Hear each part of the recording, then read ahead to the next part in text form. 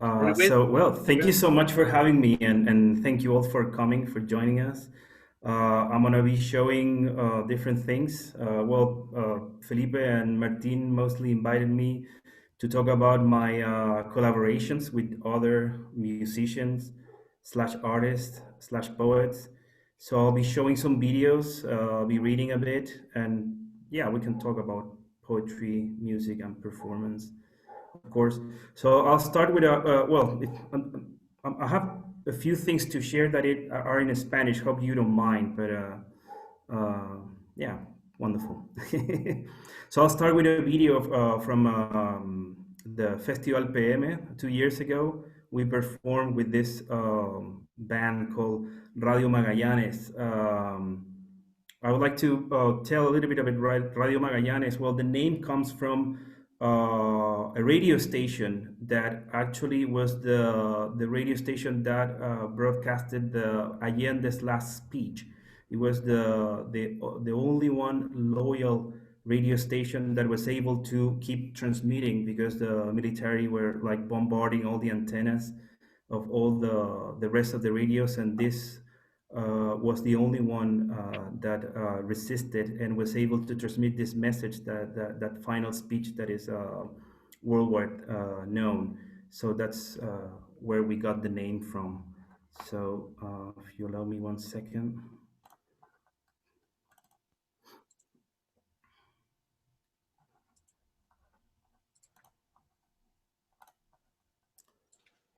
All right.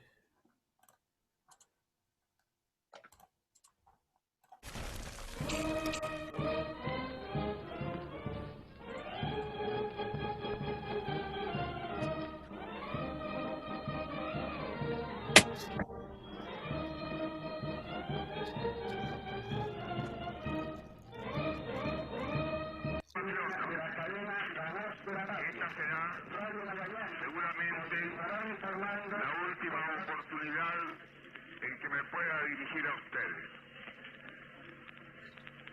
La Fuerza Aérea ha bombardeado las torres de Radio Portales y Radio Corporación.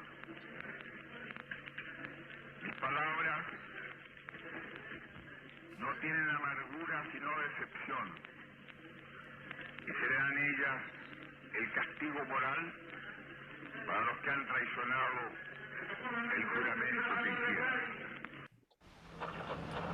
Hoy vivo entre los vivos, pero pienso que quizá vivo entre los muertos, lejos, en un tiempo de piedra y sal de muertos que arden en sus textos cual cangrejos. Circulares eternos me recitan mi vida, que renazco, paso y caigo, que soy pero me acabo como el barro que nace de la espuma y ha hecho trizas. Me siento entre los muertos y los versos, escritos con sus pinzas colosales. Los escucho y transcribo aunque estoy ciego, sobre sus hombros de gigantes calvos, sus cráneos cual caparazón hollados. Me leo muerto ahora, en un instante. Teniendo presente. 1. La gravísima crisis económica, social y moral que está destruyendo al país. Con el compromiso patriótico de restaurar la chilenidad quebrantada, de restaurar la justicia quebrantada, de restaurar la institucionalidad quebrantada, conscientes de que esta es la única forma de ser fieles a las tradiciones nacionales, de ser fieles al legado de los padres de la patria, de ser fieles a la historia de Chile, conscientes de que esta es la única forma de permitir que la evolución y el progreso del país se encaucen vigorosamente. Por haber ocultado bajo tierra una cantidad de 15 armas, abundante munición y explosivos. Por haber participado como instructor de guerrillas en la zona. Por sustraer explosivos había fuerza. Por incitar a los mineros a apoderarse de los polvorines. Por incitar a poner resistencia armada. Por haber participado en la adquisición y distribución de armas de fuego. Por haberle encontrado explosivos centrados. Se informa a la ciudadanía que hoy, de a las 16 horas, fueron ejecutadas las siguientes personas conforme a lo dispuesto por los tribunales militares en tiempos de guerra. Por infringir la ley de seguridad del Estado, por pertenecer a grupos violentistas, por profesar ideologías incompatibles con el alma nacional. Ordeno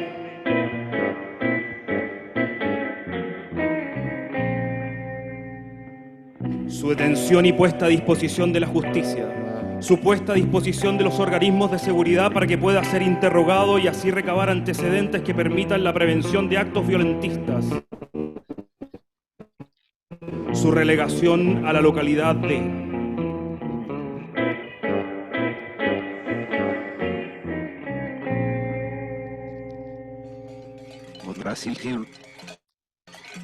el profesor, el interventor pesquero,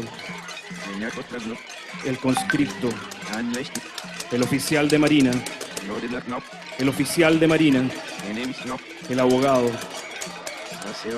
el administrador de puerto, el funcionario, el oficial de aduanas, el profesor de Estado, el geógrafo, el empleado municipal, el funcionario de aduanas, el piloto de pesquera, el carpintero, el obrero industrial,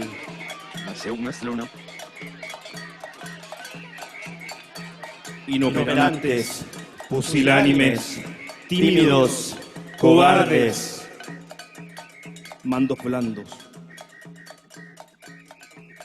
Primero las piernas, después los órganos sexuales, después el corazón. En ese orden disparaban las ametralladoras.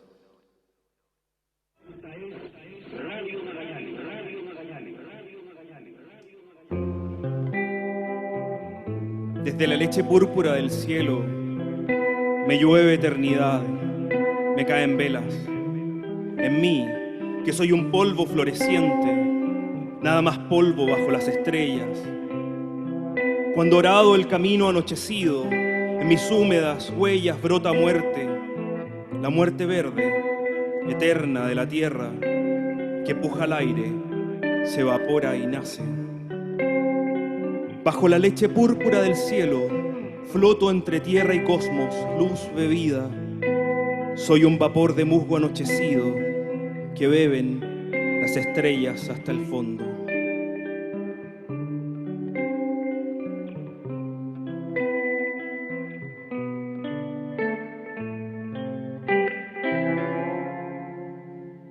Fecha de defunción. Hora. Lugar de defunción. Observaciones. Causa. Traumatismo cérvico-torácico. Causa.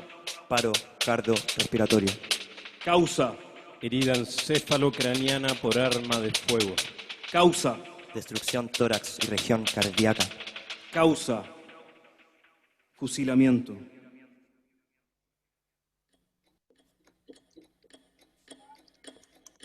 September 21st, 1976, Washington, D.C., the White House.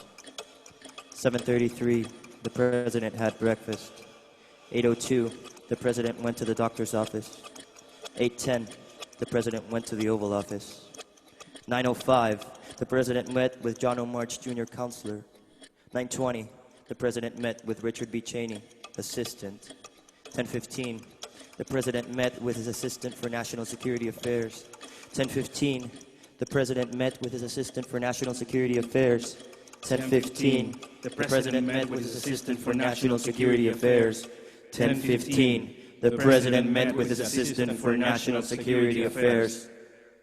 Mis queridos jóvenes, el futuro de Chile está siempre en vosotros, cuya grandeza estamos labrando.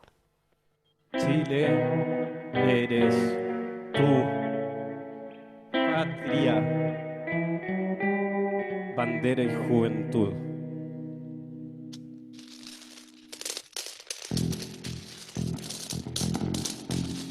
Estrella militar, 10 años de servicio. Estrella de mérito militar, 20 años de servicio. Gran estrella de mérito militar, 30 años de servicio. Estrella Minerva, curso regular de la Academia de Guerra.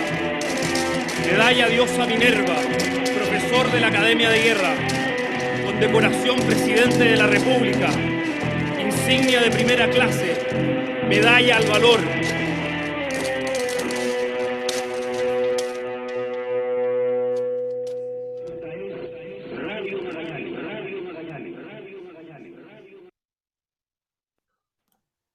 Okay, so that was fair like 9 minutes of the video.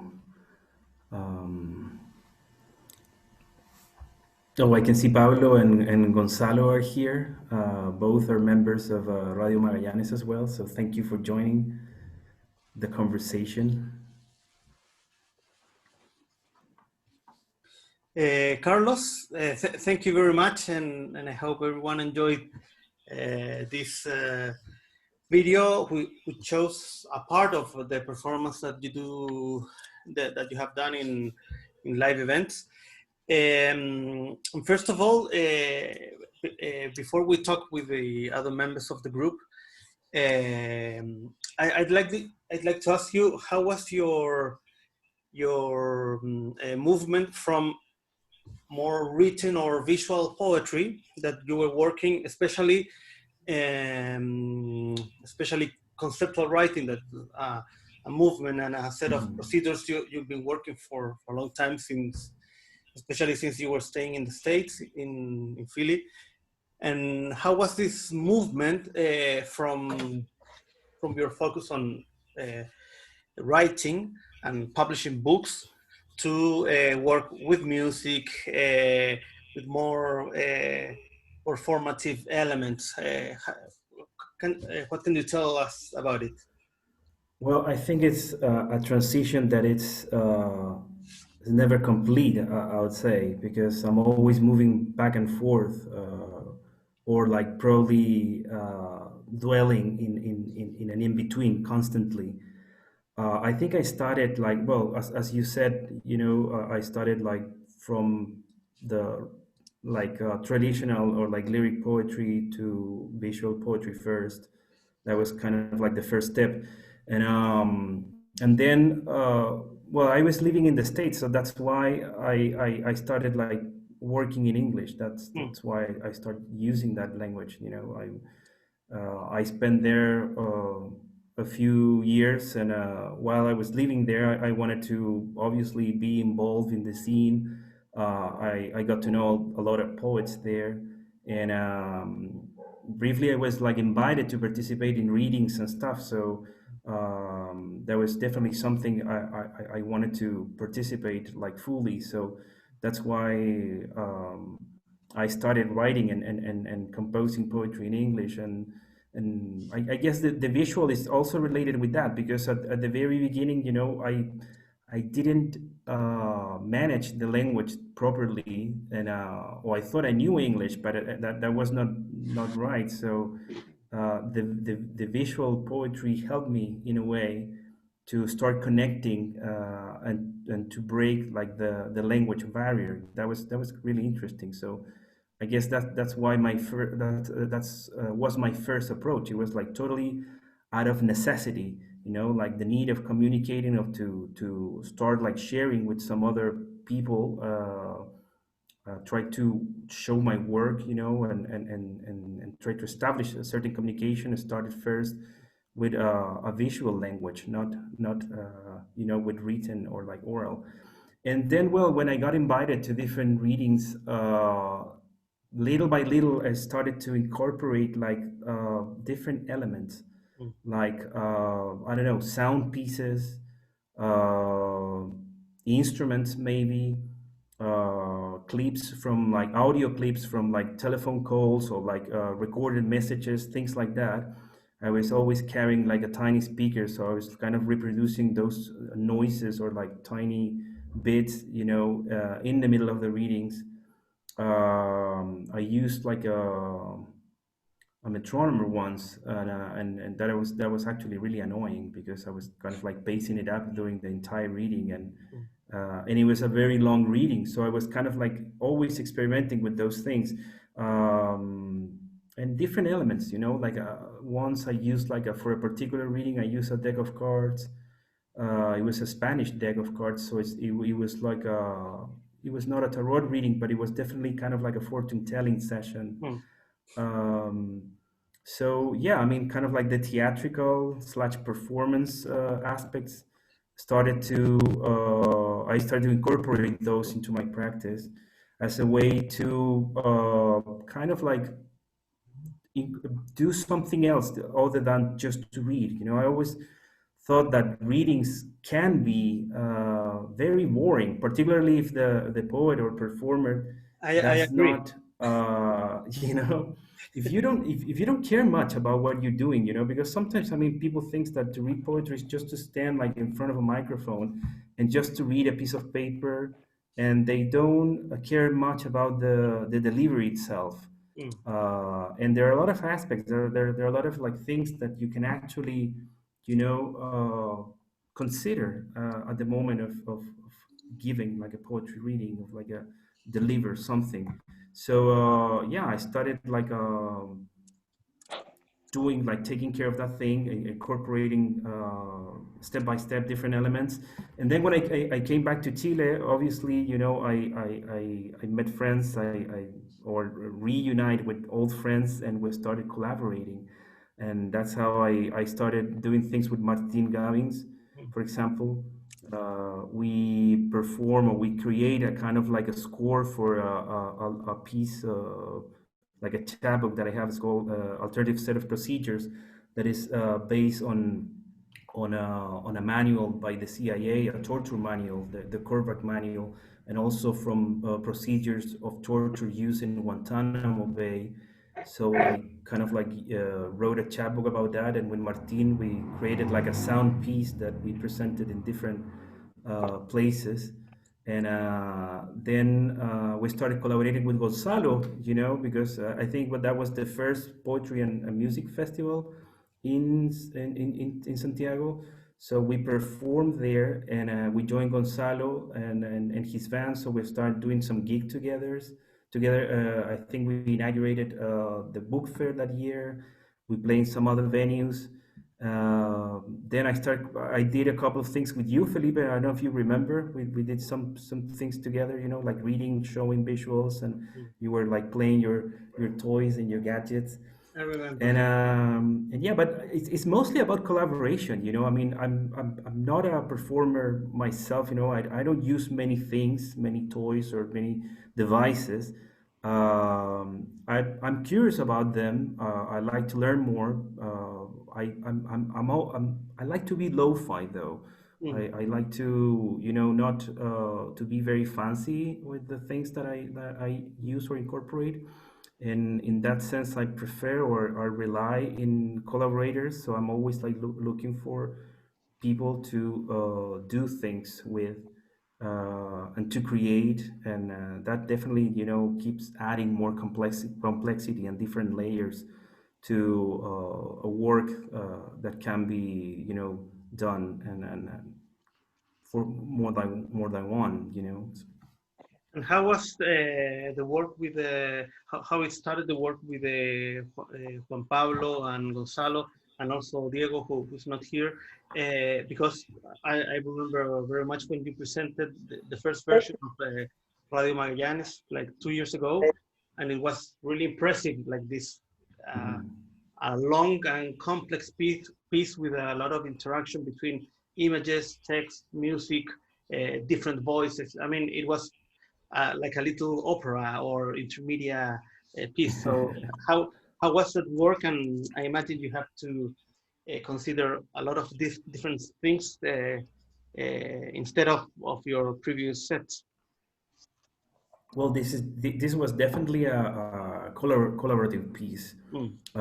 I think this started with an invitation that Pablo Fante extended to me to do something, to prepare something for the third PM festival, the Poetry and Music Festival, because there were auditions, so there was an opportunity to present something, and Pablo told me, okay, what about if we create something? And then by the time I was kind of promoting my book Once, 11, that came out the year before, and it's kind of like a documentary poetics slash conceptual writing piece that it's all about the dictatorship.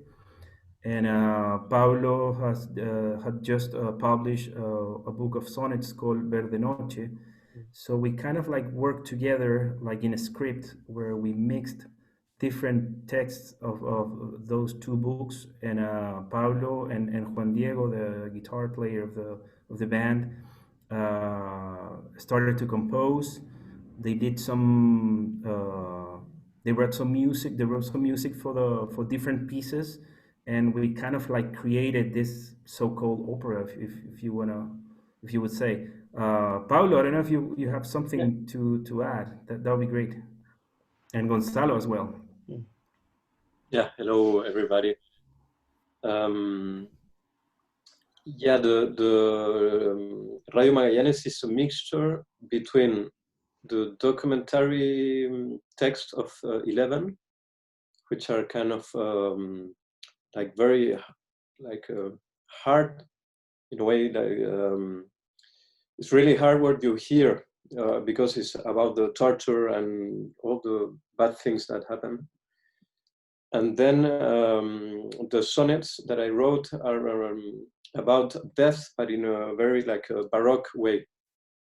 And finally, the mixture of these two registers work well together and create a tension, a different tension to speak about death, from like a classic poetry to documentary poetry. And then all this is a mixture also with the work we made with the video. So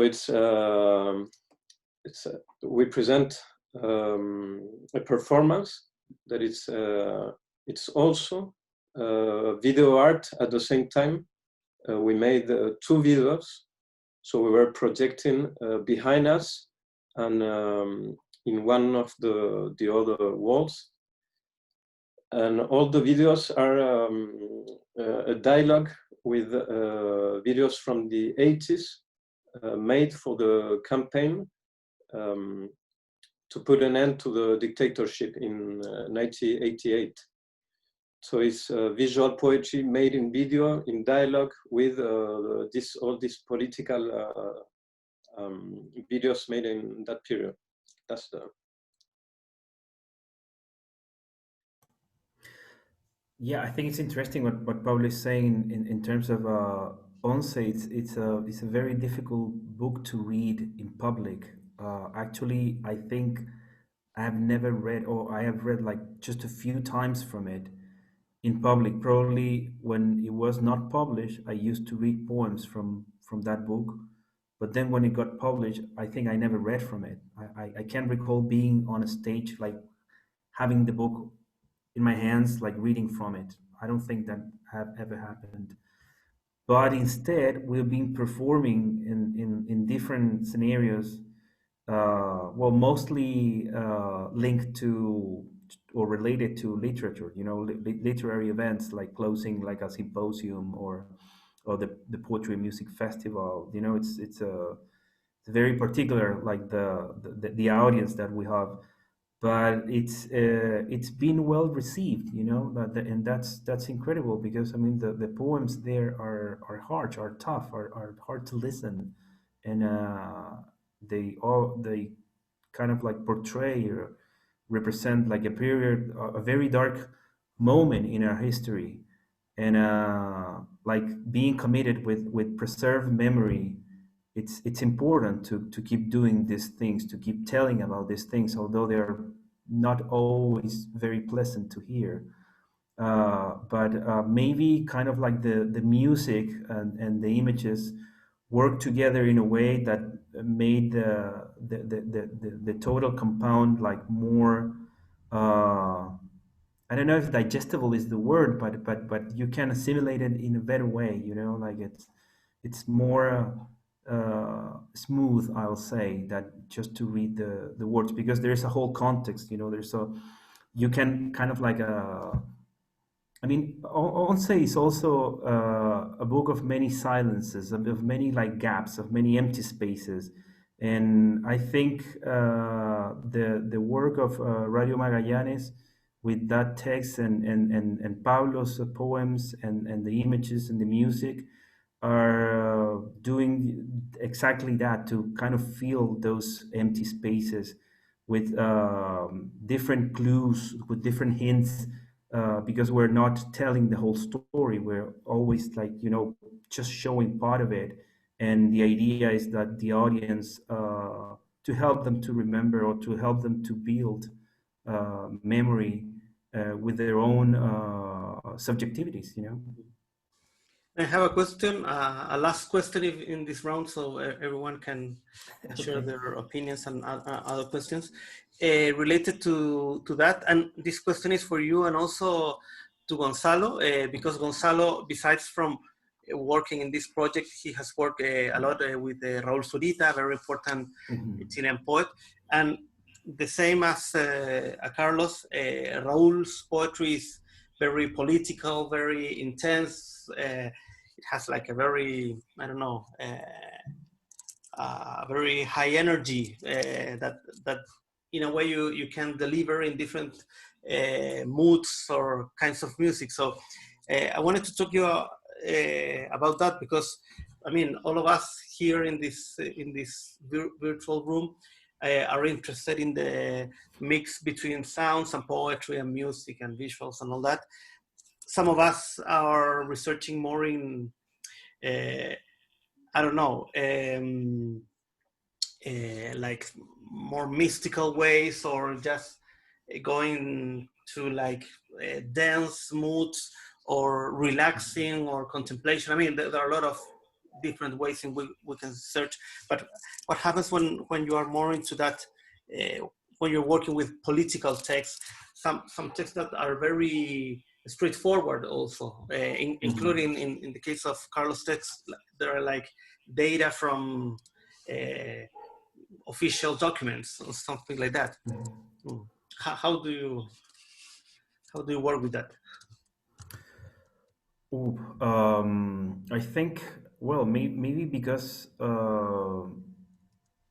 early on I had the influence of people like Vicente Huidobro, Nicanor Parra, and Juan Luis Martinez.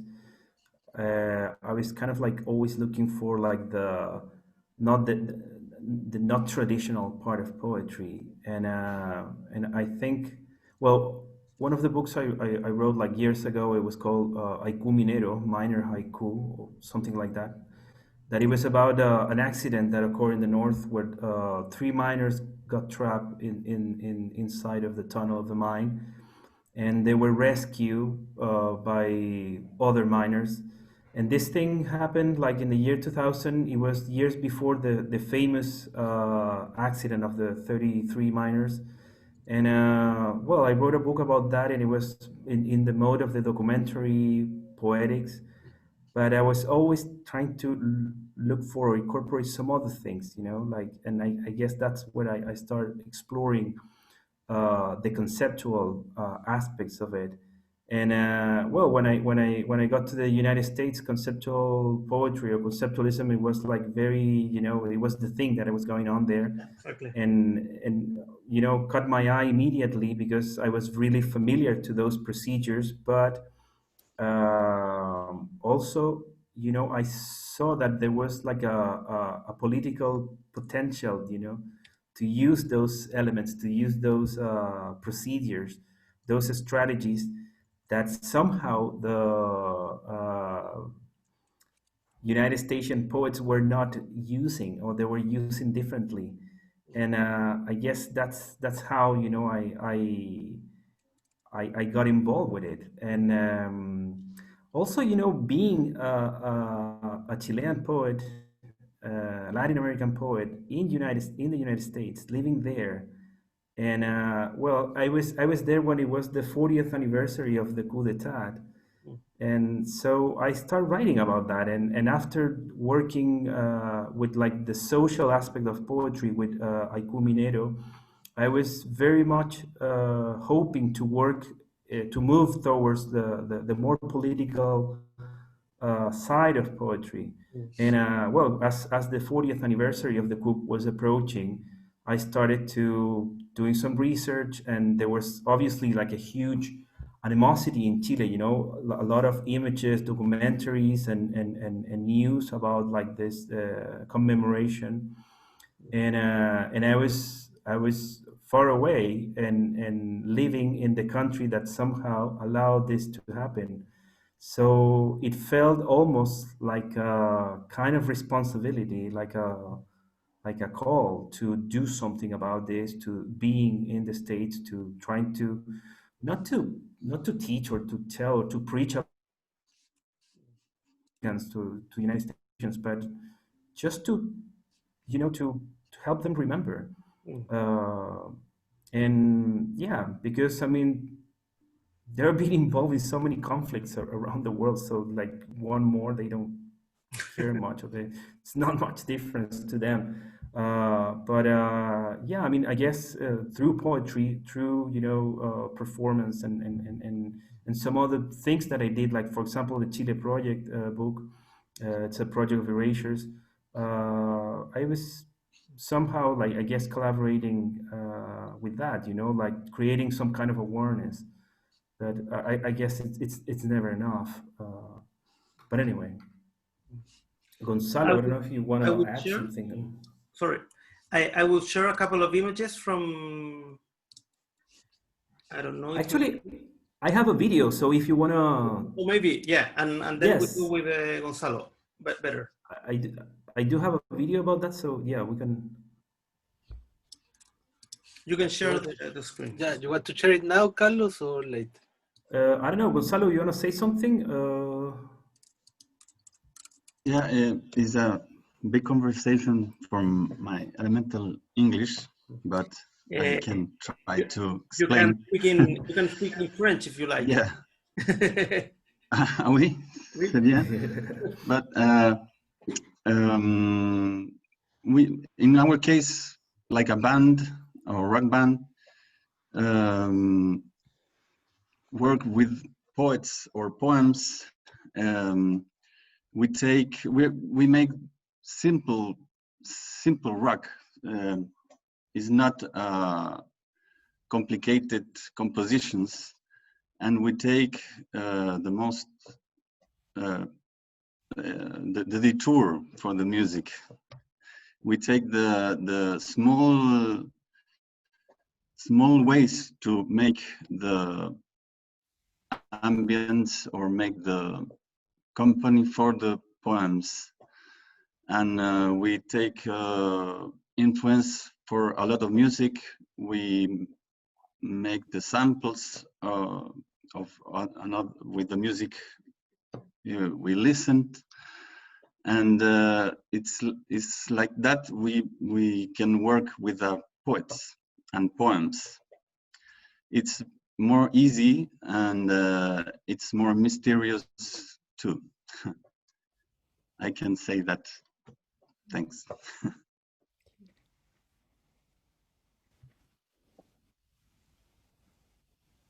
So should You want I? to share the screen? Okay, yeah. Well, it's a video with a reading. So basically, what I'm showing there is poems from a different book. It's called Common Sense, a book that it was published last year by Make Now Books in LA. Let me just find this thing.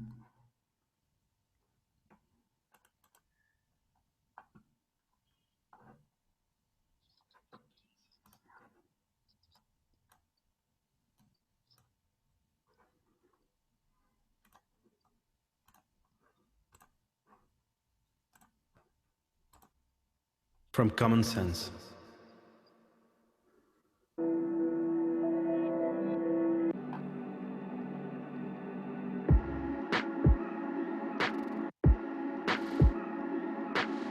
Says yes, says no, says maybe, says I don't know, says perhaps, says I don't think so, says probably, says tomorrow, says after tomorrow, says never.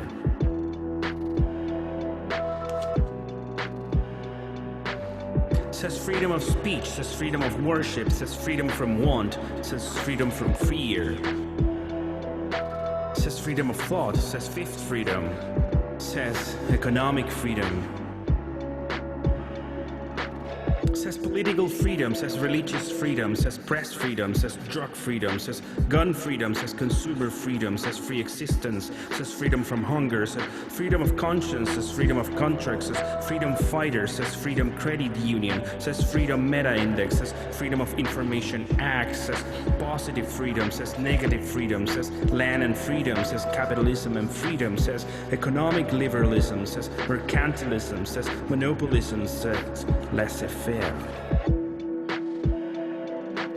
Says scientific freedom, says academic freedom, says freedom of the press, says free will, says thought crime.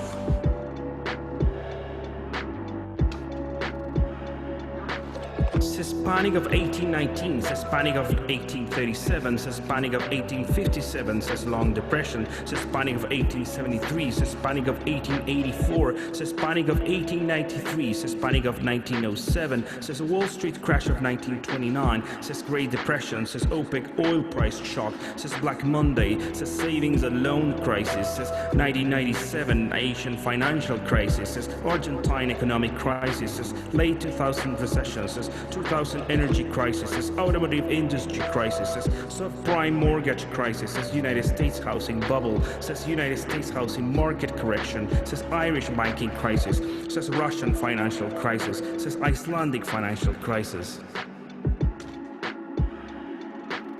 Says I, says M, says F.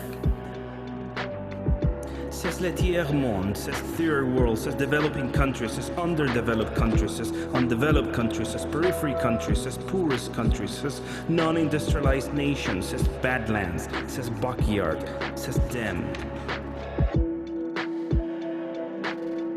Says where do you? Says draw the line. Says come on baby, says let's do the twist. Says come on baby, says let's do the twist. Says take me by, says my little hand. Says and go like this.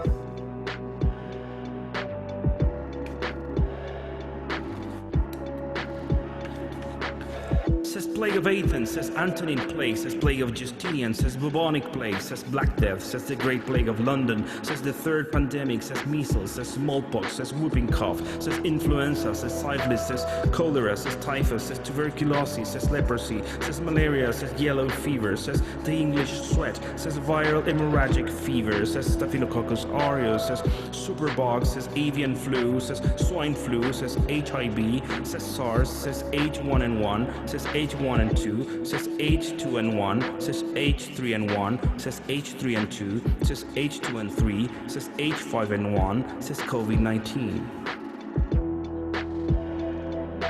Says heart disease, says cancer, says chronic respiratory disease, says stroke, says accident, says Alzheimer's disease, says diabetes, says influenza, says nephritis, says suicide, says COVID-19.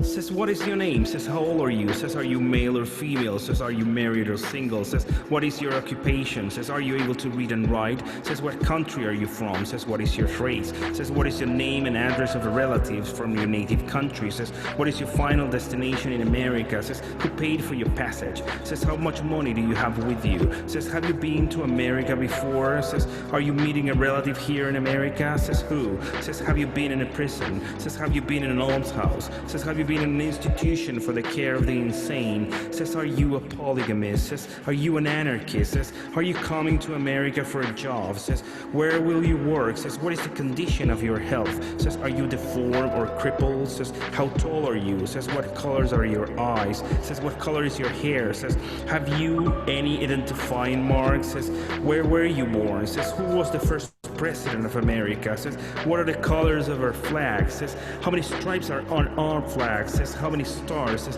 what is the 4th of July? Says, what is the Constitution? Says, what are the 3 branches in our government? Says, which president freed the slaves? Says, can you name the 13 original colonies? Says, who signed bills into laws? Says, who is the current president? Says, what is America's national anthem called?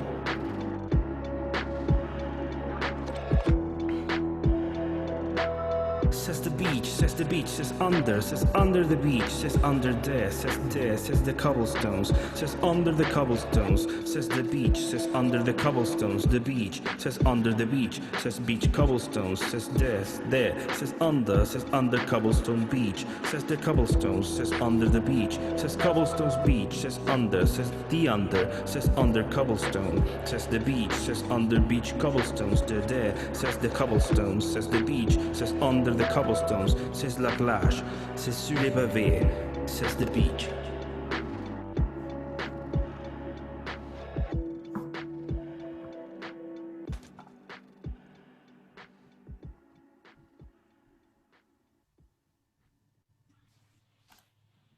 Well, so this is your entrance in trip hop rap. I don't know. Something like that, I guess. Yeah. Tell us about the music, because it's very different from the first piece we saw. Oh yeah, absolutely. Well, I'm always in the move, exploring new things and collaborating, obviously, because well, that beat was made by JD, so we're kind of like trying to do things together as always. But yeah. Well, please now, if everyone wants to ask something, comment something, please Federico? feel free. Yeah, me? Yeah, you want to say something? Yeah. Hello, everybody. Hello, Carlos. Hey, how are you, Fe? Yeah, fine. Obviously, some of us know we know very good the most of your work, especially Radio Magallanes. I think that this new one is really brand new. Is for this session, I guess, no? Oh yeah. It was. I had a question that in some way it was answered by this last poem with the music about. I wanted to ask you of the experience of reading others' poems. In this case, Pablo's poems. In the experience, in the performance, in the voice of reading other poets' poems, which is for me in my practice a very rich poetical practice and creative practice. And besides, there's a lot of I don't know if a lot, but there's a lineage of people in South America, like the Uruguayans Luis Bravo and Juan Ángel Italiano, who use a lot of this practice of reading others' poems, in their case, Dada's poems a lot, for example, so avant-garde poems. In your case, you are reading with your fellow side by side, and when I hear you reading the Pablo sonnets, I know the Pablo sonnets, right?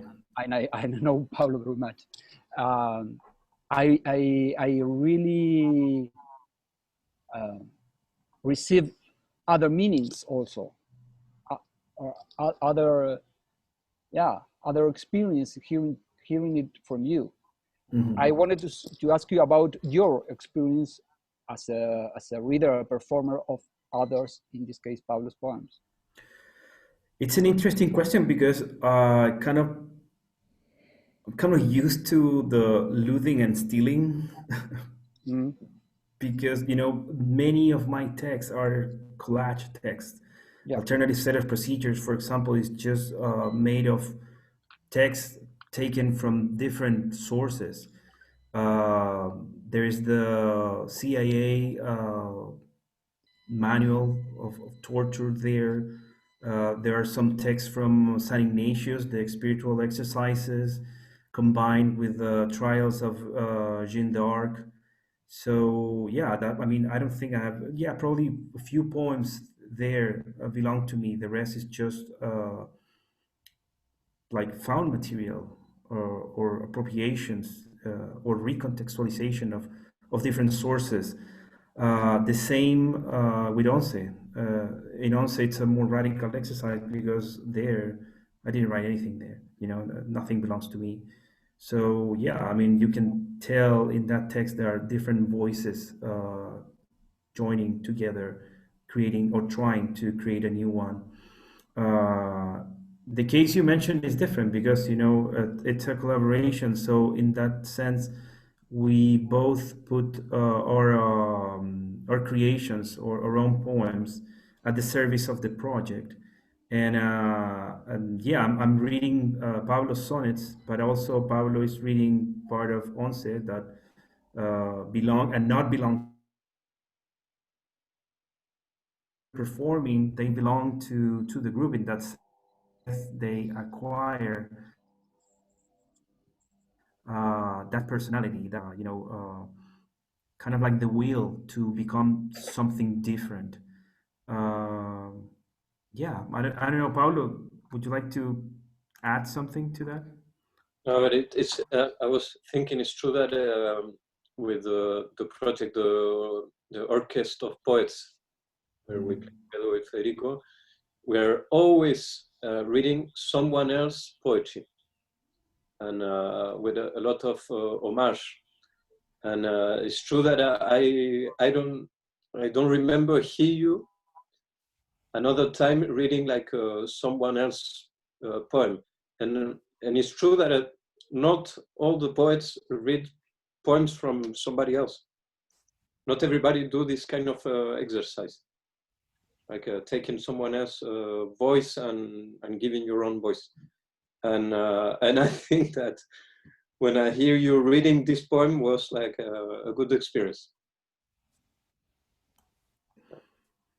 Yeah, I was going to say that, like, you should ask Paulo how he feels about it because I mean, I feel pretty comfortable, but yeah, because I've been doing it like for a long time. But yeah, I guess I don't know. I mean, when we are rehearsing or something, we it's also part of the process. You know, if you feel that something should be said in a different way, or you know, use I don't know, different tone of voice, different intonation. I mean, it's part of how you interpret that piece as well. You know, you're putting part of yourself into that. So I think yeah, what you read, what comes out of you, it's in a way completes or add a different layer to that piece. In this particular case, Carlos, it adds a very political tone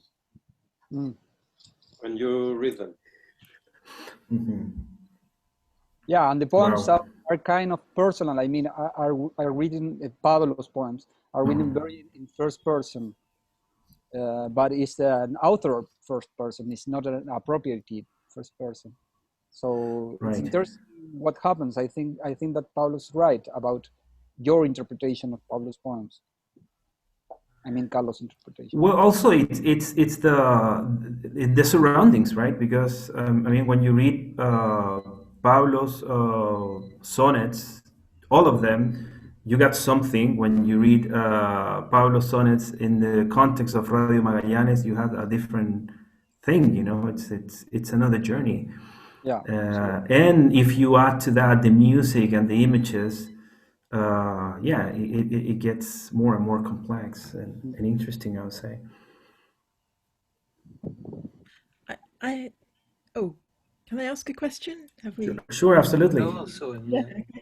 Yeah. So yeah. So thanks very much for sharing all this. And yeah, I saw Radio Magallanes a year ago in the Festival of International Poetry in Santiago. So it's coming back to me. Oh yeah. Yes, and yeah, it was really great, and yeah, lovely to see this extract here. And so I was thinking, yeah, I have a sort of a question about yeah, about history and about noise and about how those things might be connected. And actually seeing that performance last year, it was yeah, part of a lot of reflections on history in Santiago. And like, for example, I think the next day or something, I was walking in front of La Moneda, and there's a timeline in the street, and it tells you the dates when all of the buildings were constructed and when there was an earthquake. And it doesn't say anything about the thing that you're thinking about in front of La Moneda, which is, you know, that footage of you know, that piece refers to. And yeah, so this sense of a yeah, big silences everywhere, you know, in the space of the city.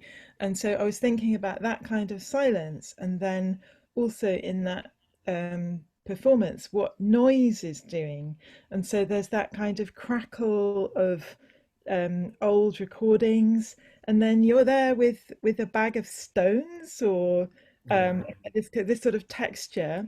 And I was wondering how you were thinking about noise. And you know, you say you like to do things that are sort of low tech or lo-fi, and you know, is it about making some sort of connection with something tangible? Is it, you know, making history sort of feel something very material, like when you're showing us the also in the other piece, the censored documents? Is it yeah, is it that, is it a kind of, yeah, what, yeah, what, how do you see noise operating in what you do in relation to history? Thank you for your question. I think it's really interesting. I think for this performance, since it had like a musical like component, like strong musical component. I mean, Pablo and JD compose music, you know, for it, and we use some samples that we were like airing, like throwing through the computer.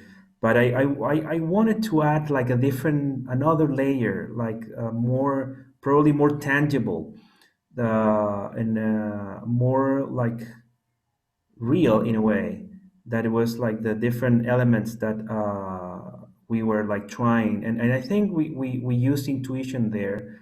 We tried a few things, and luckily they worked together, you know, like for example the rocks at the beginning, that was something that was taken or stolen from a performance from Heike that I saw in Geneva, that she was doing that. So in a way, you know, it's kind of like incorporating things that you could see in or have been used or discovered by some other practitioners. So I remember when I saw that thing, it was like, wow, this is amazing. You know, it's just a bag of rocks, and then you kind of like just shake it or move it, and next to a microphone, and you get like a really interesting sound.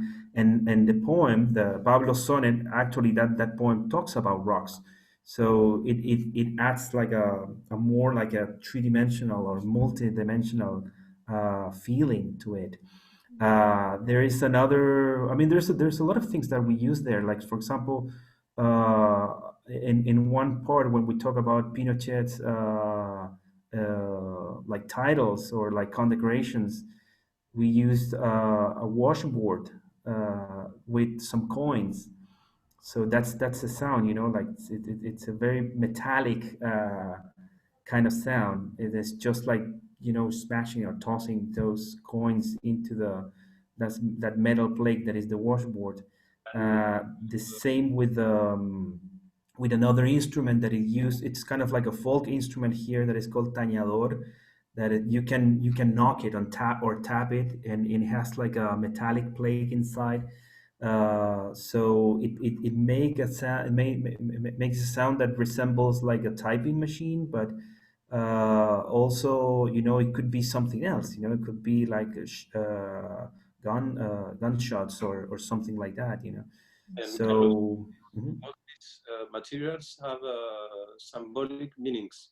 Absolutely. The stones, the symbolic is obvious between like the passing of time and the stone. And when at the end Carlos throw the bag, always he throws the bag, and there's a lot of dust in the air. So it's also part of the performance. For the coins, the presentation finished with an image of a coin of the dictator, where they celebrate like liberty, the year of the cup. We show the coin, and we have the coins during the presentation. And the tañador is part of like folk music in Chile, which is part of the symbolic war we're presenting also from the 60s and the 60s in Chile. Mm. Ah, yeah. Oh, great. Yeah. Yes, I didn't didn't pick all that up, but yeah, I'm glad I asked. So it's really interesting to know. Thank you. Thank you. You're very welcome.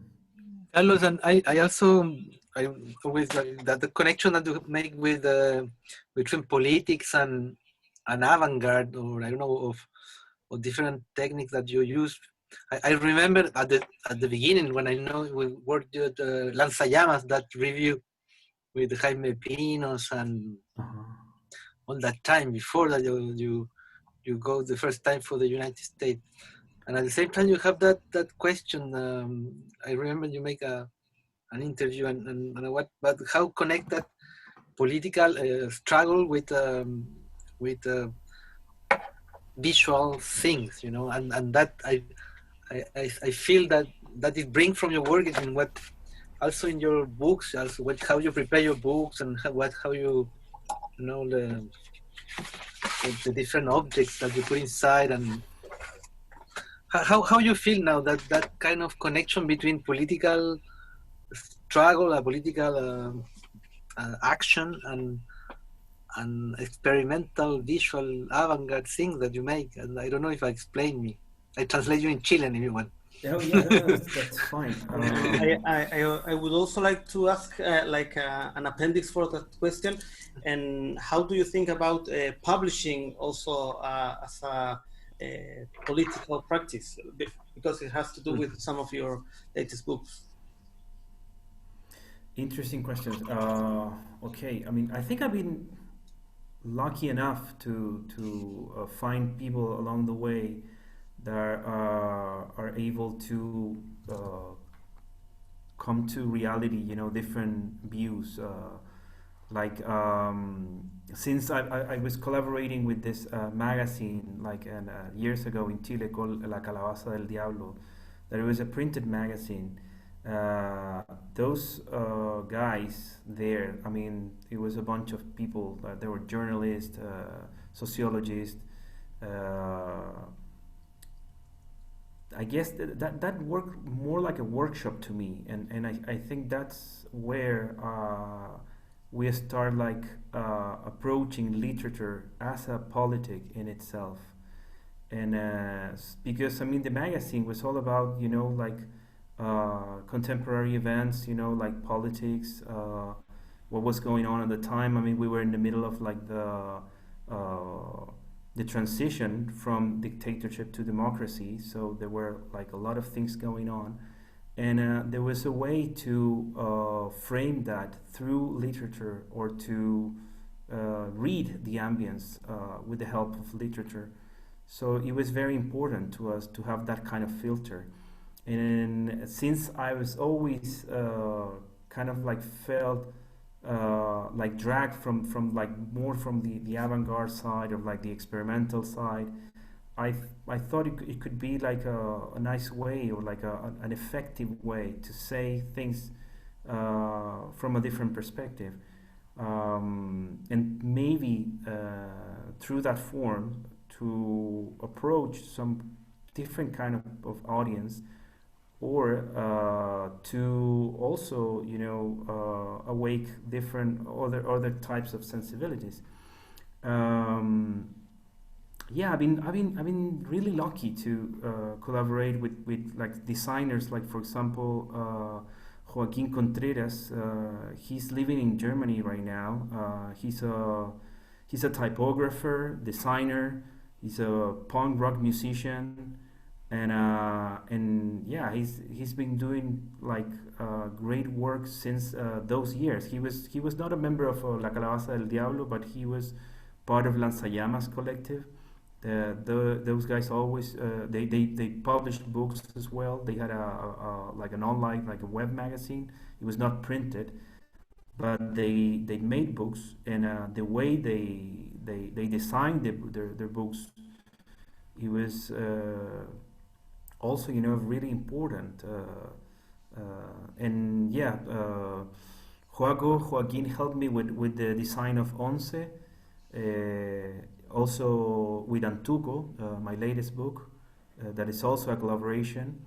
And on the other hand, Daniel Madrid from Pez Espiral, he's been kind of like the brain behind books like Alternative Set of Procedures, or Chile Project, the printed version, because first it was like a free PDF on Gauss PDF website, but then we published like a printed version, and he created like the envelope, and he had the idea, okay, well, these things are documents, it needs to be not in a form of a book, but it needs to be like a dossier or something like that, like we need to put these things, like these loose sheets, inside a black envelope.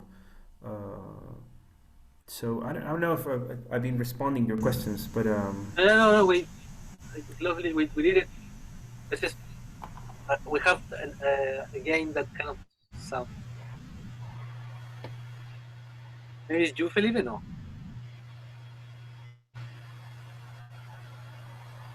Carlos. Edwin. Edwin, sorry. Carlos. Yeah, no, it's okay. Can you hear me? Yes, I can hear you. Maybe more an observation than a question, but I'm curious about the Sure. use of erasure. And Okay. you mentioned about this idea of how to work with difficult material, and how a lot of your work is sort of appropriating or using existing language so that the poetry becomes yourself. So I think it's very interesting, this idea of crossing different parts of history.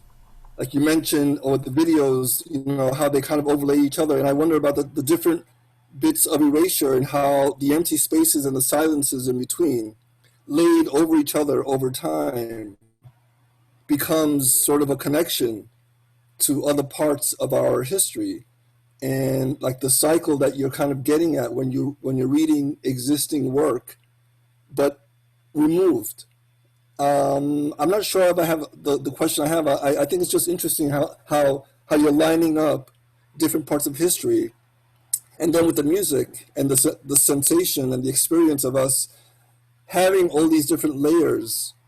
Um, I wonder if you could talk about aligning and about different parts of ourselves in the work, because then it's also, you take yourself out of it by using other people's work, but then you put yourself back into it in how you interpret it. Do you know what I mean? Yeah, absolutely. Okay, let's see. Well, the erasure. I think erasure come. It was like sort of natural response to the source material that I was working with. Those documents were CIA declassified documents about Chile and about Operation Condor, and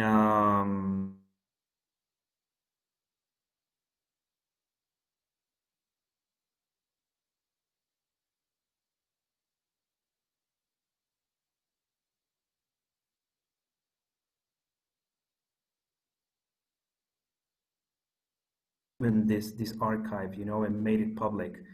All that information that we thought we were going to find there, it was redacted. So all the information that I was actually disclosed, um, we already know that, or it wasn't relevant. So I think it came to me really natural to start erasing those documents and start like playing with the possibility of this kind of silence, or this operation of silencing something and letting those blank spaces, in a way, emphasize the original censorship, that it was the CIA's censorship, and their silencing, and also through that gesture, that is also something that I try to do in Once, in 11. It's to try to summon, try to call, try to represent the disappear people, through that silence, through that emptiness, through that void in the text, and just leaving, like, tiny pieces, tiny hints, tiny clues. Like, for example, in Chile Project, a few words like murder or condor or disappear, you are able to create like a different atmosphere, and in a way give a complete different meaning to those documents. Because, I mean, I think what Felipe did this exercise, what he presented once, an original document, that it was not that redacted, but he was, in Chile Project, I erased, I whited out a lot of the text, and I just left a few questions there, and the meaning that that piece of paper acquired was completely different, and he was able to resonate and uh, to have a relation with the rest of the document in that way. So yeah, in Once, I think it's the same, So now using different source text, and try to combine them, it's a very difficult exercise, and I don't know. I mean, I guess, what I wanted to do, that it was trying to let others to speak, and try to be somehow like a medium, uh, and but it's complicated, because when you try to do that exercise, that operation, you're thinking about being objective, and that's kind of like a fallacy, because using different people's subjectivities, and trying to represent something that supposedly it should be objective, uh, you can't escape putting your own subjectivity there. So even though I use like plain text, documents, forms, and try to use like a very dry language, still, like the way you put them together, open like certain scars, I would say, or like foldings, where some of the things happen there. I like the connection of erasure to scars. Yeah, in a way, yeah. I mean, and that work in particular was very plastic, because it also worked as a performance, in the sense that I first selected the documents.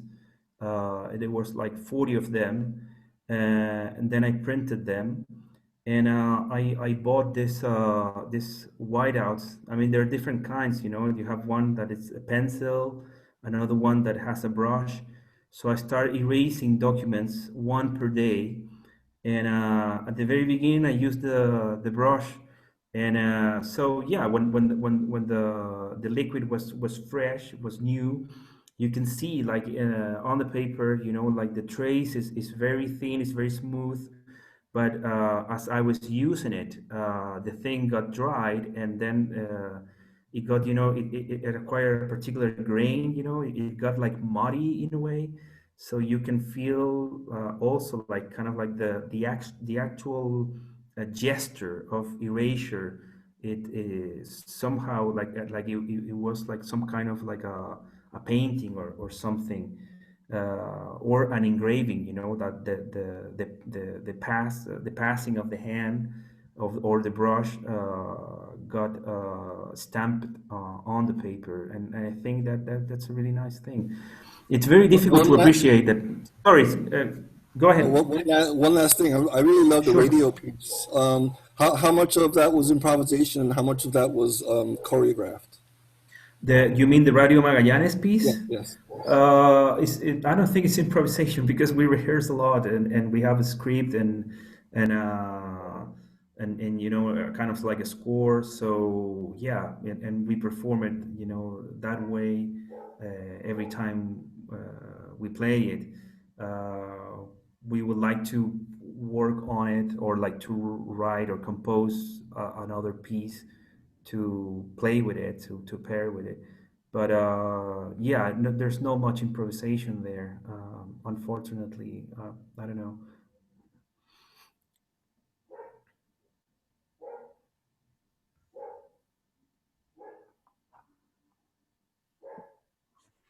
Any more questions I or like to, yeah, comments?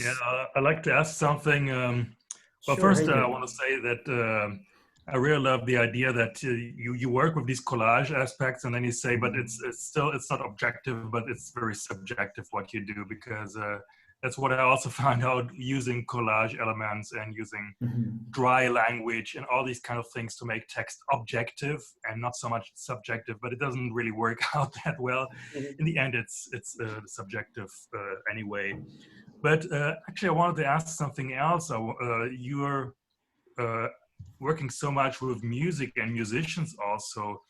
Do you also try to integrate music in your text writing as well? So create a musical sound in your poetry. Is that also something you try out?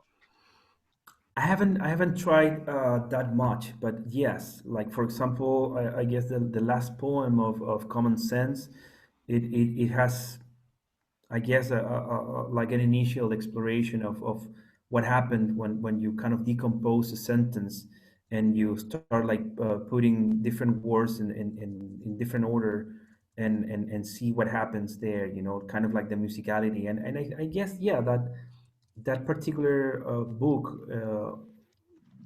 since it's very repetitive, and in a way it could be like I don't know, exhausting in a way, because you always all the verses, all the sentences begin with says, and well, there is behind, I guess, a meditation of who is the one who is speaking, who is doing the saying, and then those sentences come along one after the other, that also come from different documents or different situations.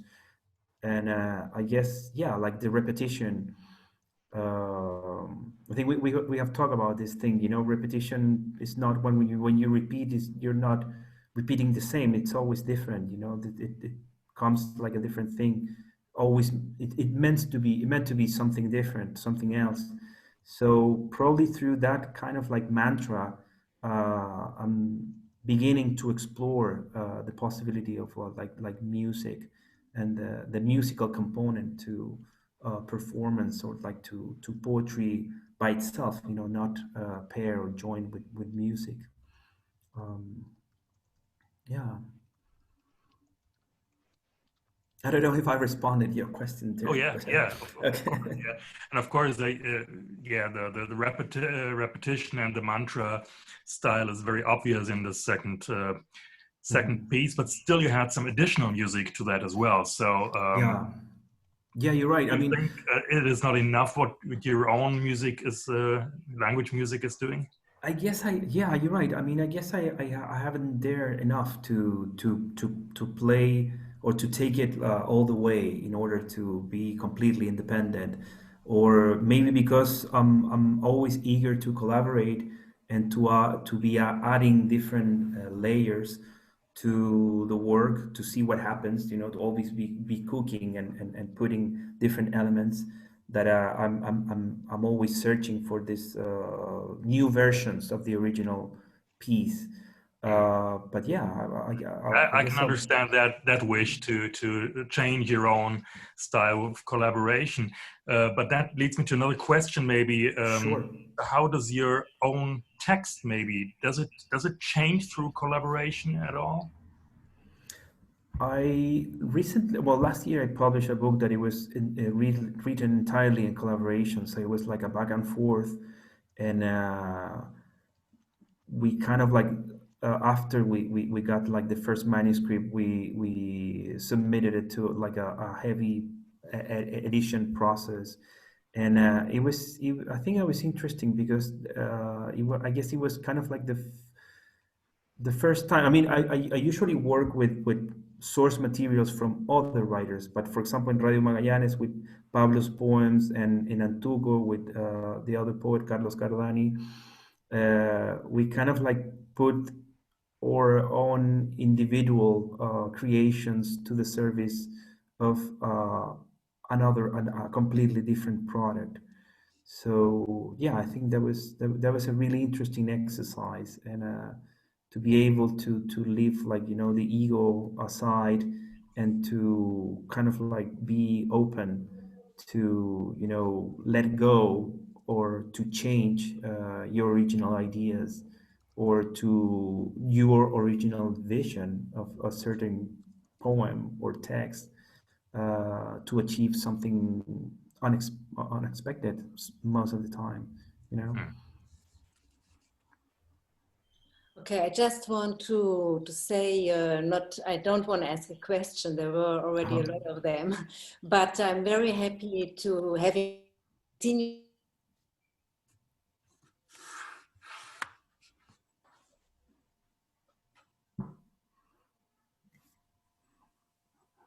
Yes? No? No, can you say that again, please, Heike? Can you hear me? Yes, now I can hear you. We lost you for a second, I think. Okay, so thanks for having shown us your performances. I don't want to make any.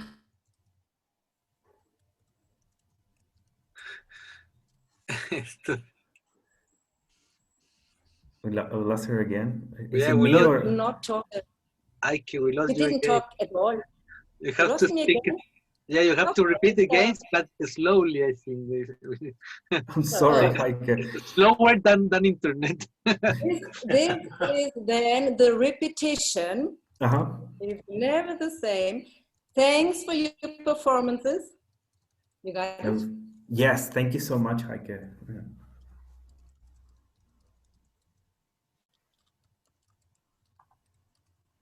All about your work. So I'm very happily surprised having discovered. I mean, I read your book, and it's very great. Oh, thank you. So it was a real pleasure to listen to you. Thank you so much, Heike. Yeah. Thanks to you. So nice to have you here in this group.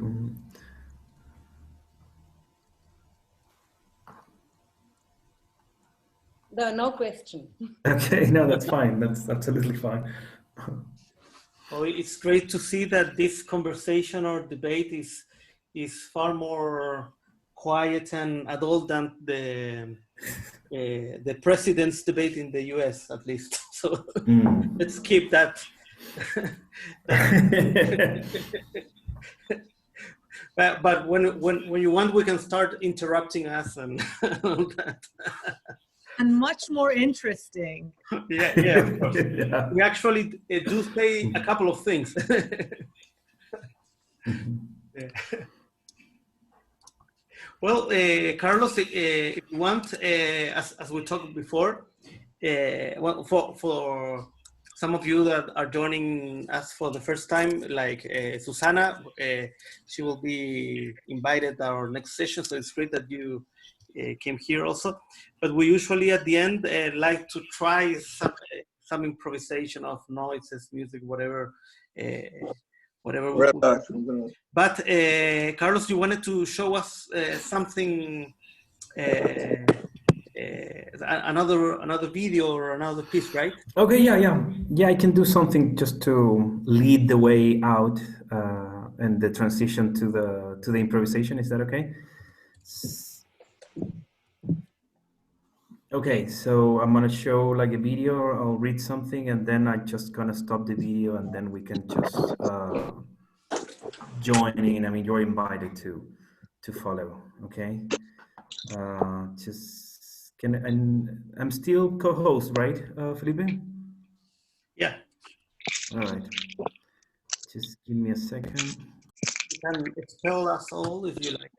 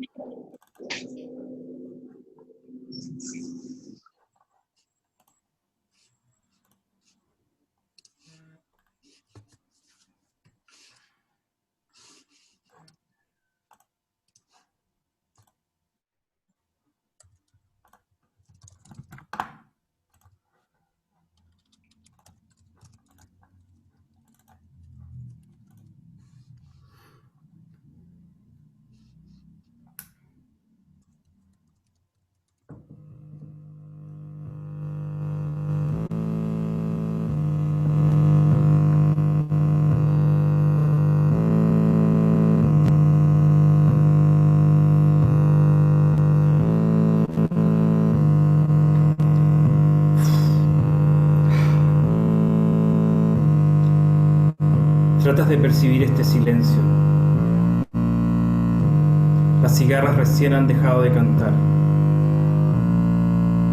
Ahora caen muertas como meteoritos, una a una.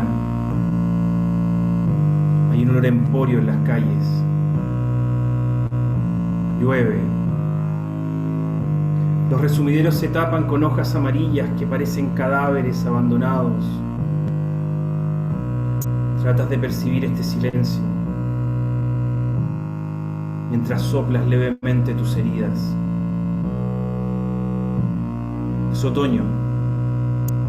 El viento mece los cables. Las luces parpadean. El tiempo de los arrepentimientos se asoma tímido tras las cortinas, justo detrás de las cicatrices. Los cisnes se esconden. Los lagos se congelan. Ahora es invierno. Otra vez.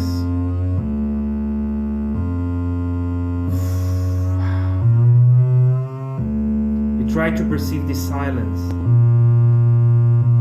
Cicadas has just stopped singing. Now they drop dead, one by one, like meteorites. There is a flea market smell in the streets. It is raining. The train clocks with yellow leaves that look like abandoned corpses. You try to perceive this silence while you softly blow on your wounds. It's fall. The wind rocks the wires. The light blinks. The time of regrets appears shyly through the curtains, just behind the scars. The swans hide. The lake freezes. Now it is winter again.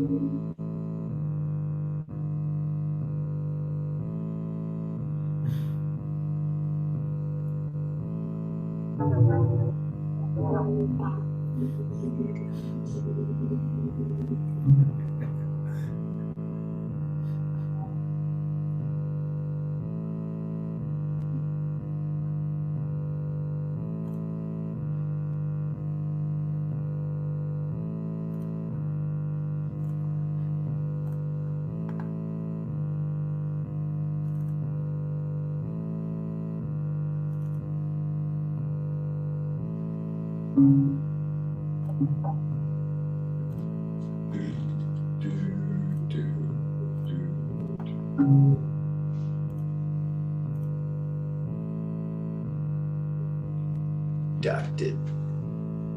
Redacted.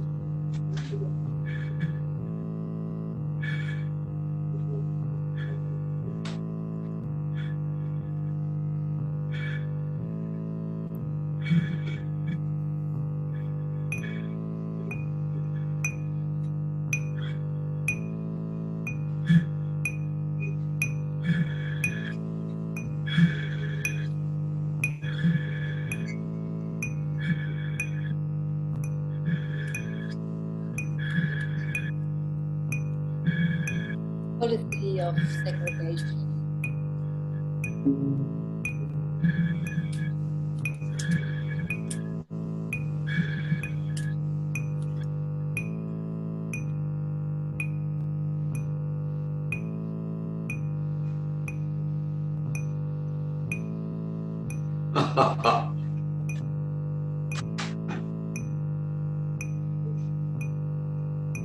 So that the applications do not mix the rest of the population.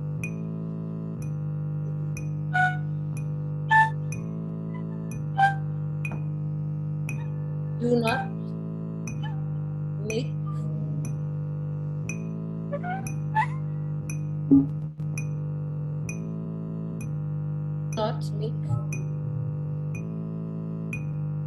with the rest of the nation.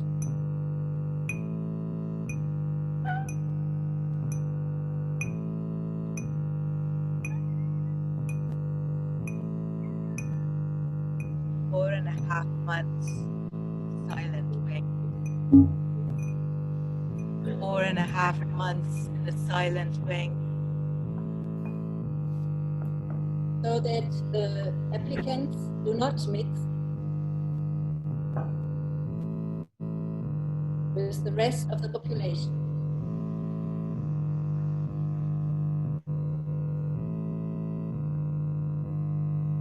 Chile redacted.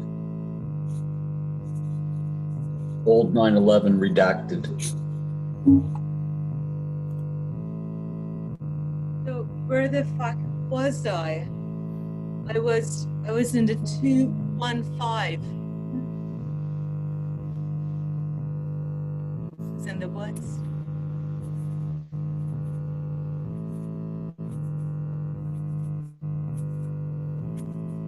This removal center must never see the light of day.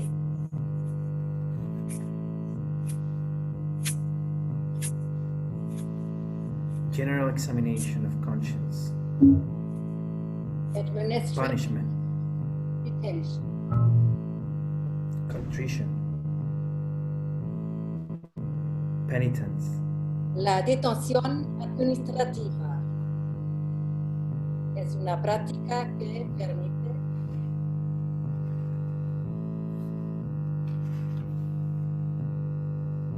When I say 1953, when I say 1953, I say 1950.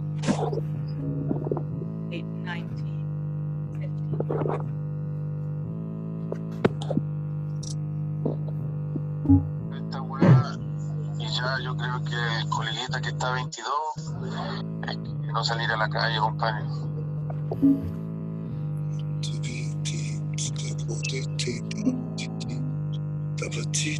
La única forma de parar esta weá, y ya yo creo que el coleguita que está 22 es que no salir a la calle, compadre.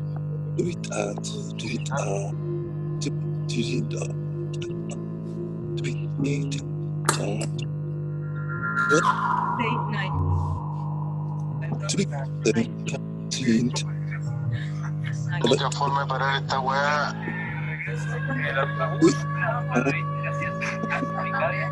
La única forma de parar esta weá. Just a realistic language. La única forma de parar esta weá. Generated by the conversation between your silence and mine. La única forma de parar esta weá. Y ya yo creo que el coleguita que está 22 no salir a la calle, compadre. The negotiation of the space, that emptiness that surrounds us. Incitar a los oficiales mayores, oficiales mayores que se pongan los pantalones, cómo no nacer capaz,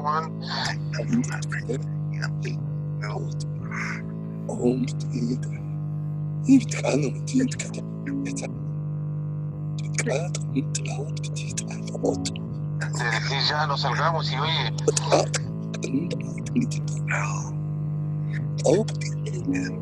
pongamos el caso del comandante Crespo,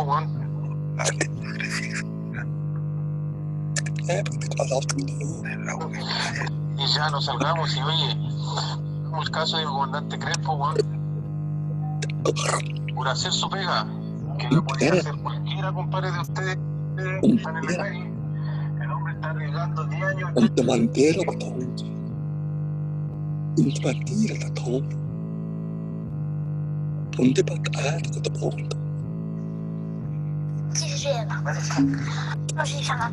Ya no salgamos y oye, pongamos el caso del comandante Crespo, por hacer su pega, la podía hacer cualquiera, compadre, de ustedes que están en la calle. El hombre está arriesgando 10 años de cárcel, weón. 10 años. Y si no hace su pega, lo pesca la Fiscalía Militar.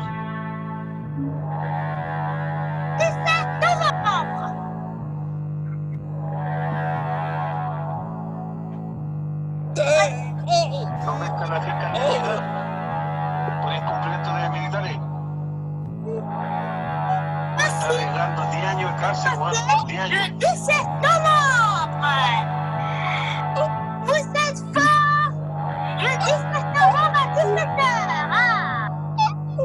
Y si el hombre no hace su pega, lo pesca la Fiscalía Militar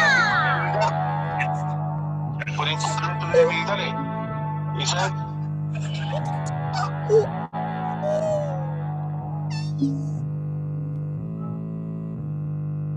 Que la podía hacer cualquiera, compadre, de ustedes que están en la calle. El hombre está arriesgando 10 años de cárcel, weón. 10 años. Familiar tactility Y of si the el hombre no skin hace su pega, lo pesca. as the only possible intimate social fabric. So that the applicants will not Por hacer su pega, que la podía hacer cualquiera, compadre, de ustedes que están en el caso del comandante Crespo, weón. Por hacer su pega, que la podía hacer cualquiera, compadre, de ustedes que están en la calle. El hombre está arriesgando 10 años de cárcel, weón. 10 años. Y si el hombre no hace su pega, no.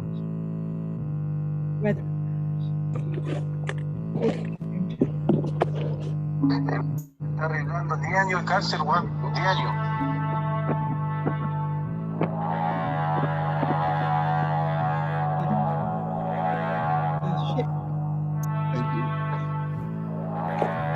En la calle, pero está arriesgando 10 años de cárcel, weón. 10 años. Y si el hombre no hace su pega, lo pesca la Fiscalía Militar.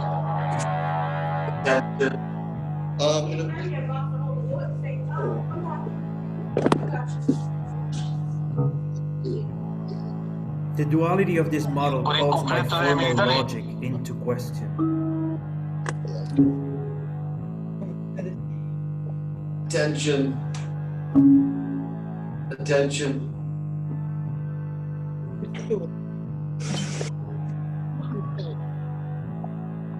En la calle, el hombre está arriesgando 10 años de cárcel, weón. 10 años.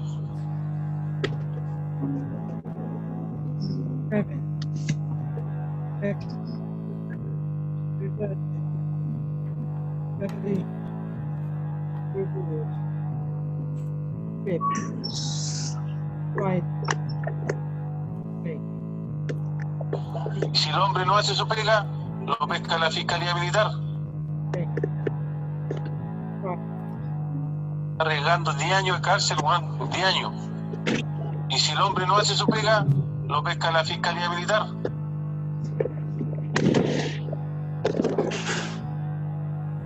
I must accentuate then the protection of my body into that space. I must find new rules that are open to interpretation. I must re-radicalize my logic by ignoring the formal requirements. Borrowing, stealing, borrowing, stealing, bringing up questions of authority, of authorship, pushing against the illusion of originality. Impossibility.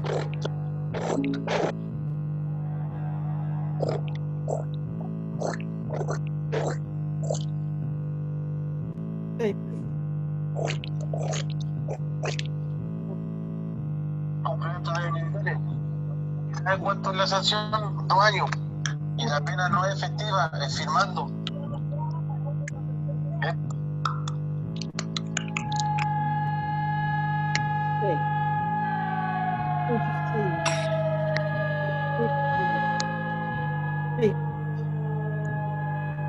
Deletion incomplete. Deletion incomplete. Chile will not be defeated. Incomplete deletion. Incomplete deletion.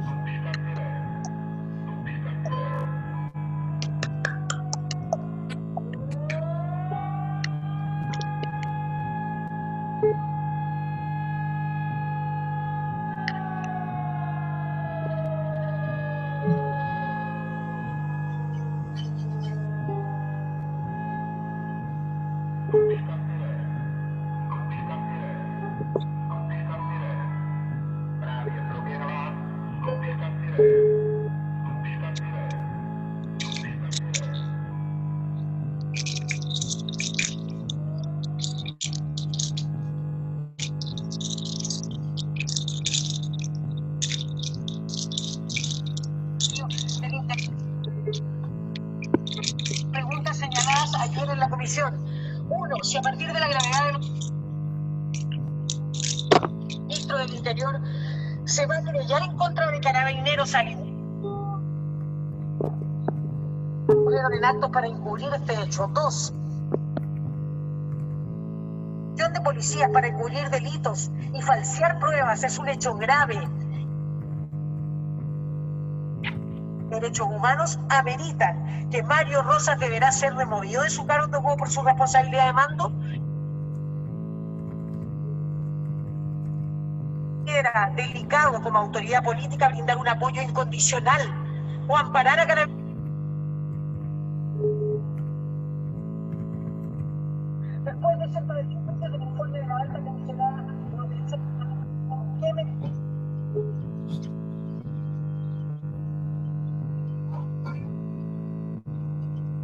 el dicho presidente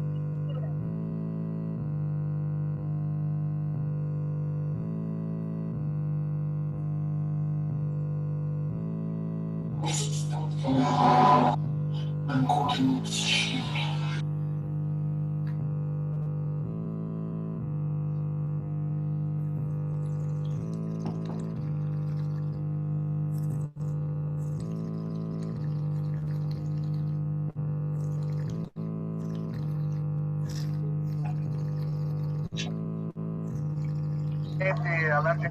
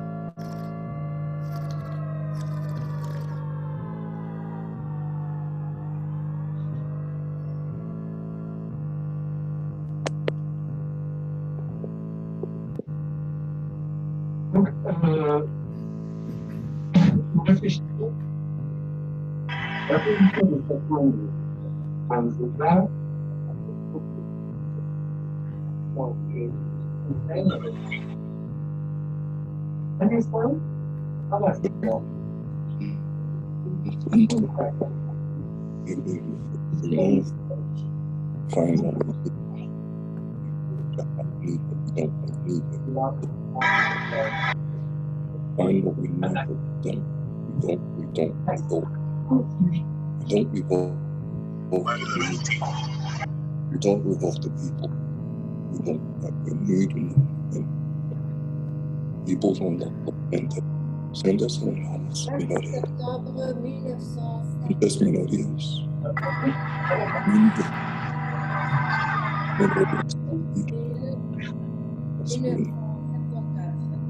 Mentiras minorías. Antes de mentira no era. Mentira no era. Cuenta. Le 28 septembre 1973.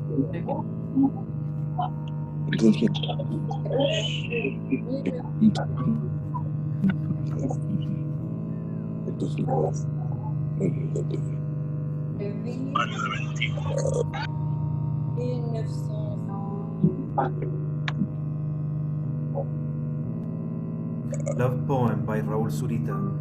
Le 15 septembre 1973. And it's almost done. And I feel my tears running down my face. Le 14 février. They are like box cutters, the tears, cutting my face. Le 27 I hurt myself, and I bleed, and my blood is spread all around, as if I was being slaughtered.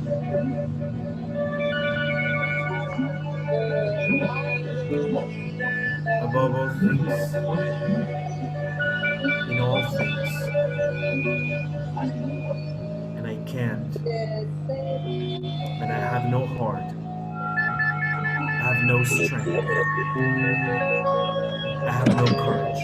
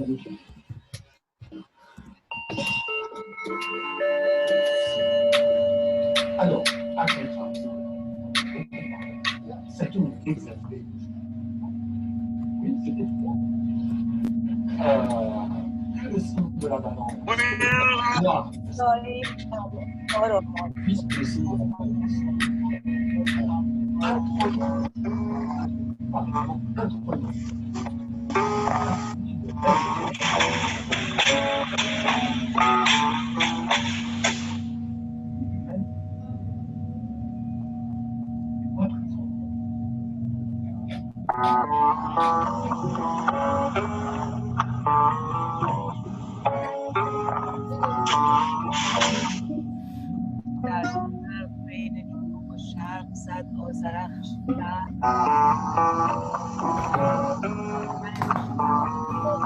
هر کس خود سوی با کس به صورت رمز من بازدنم بر بام خانه برکه کار در گام باران ماندم باید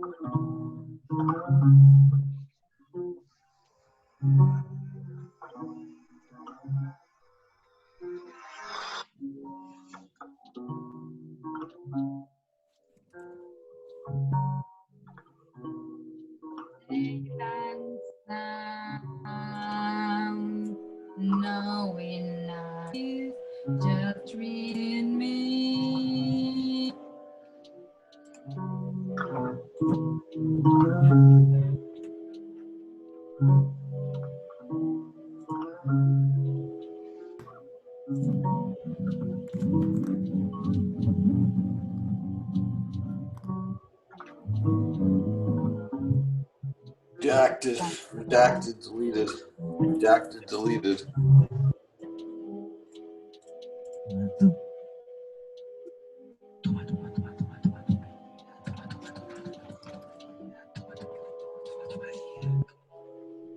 Undacting, undeleted.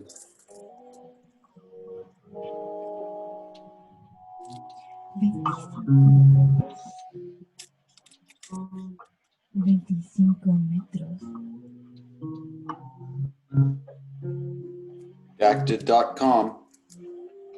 Redacted.com.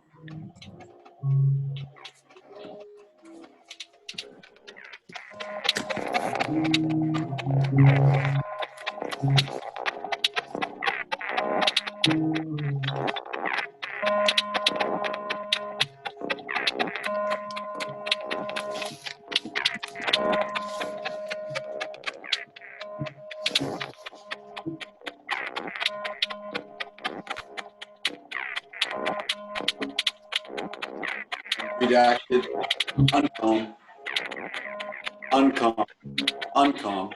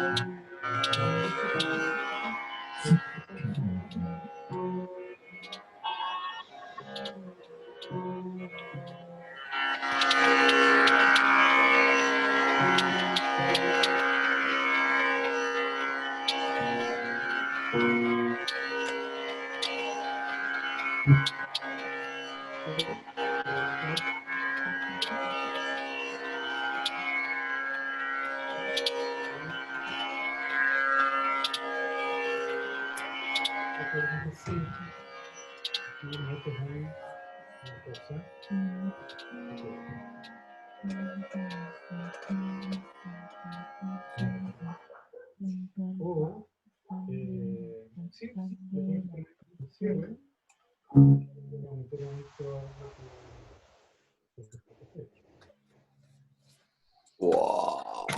Buena. Great. Buena.